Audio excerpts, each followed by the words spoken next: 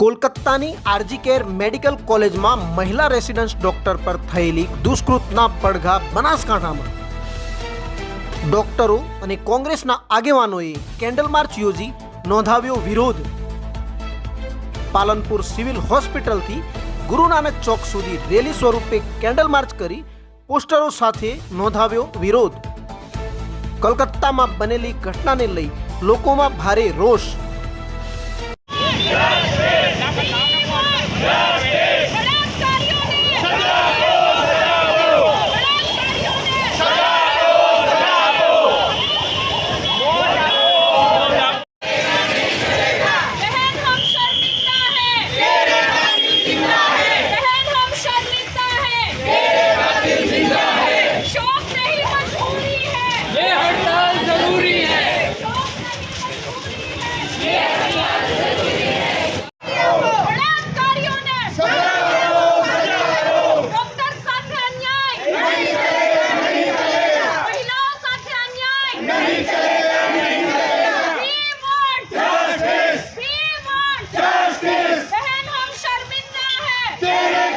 जिंदा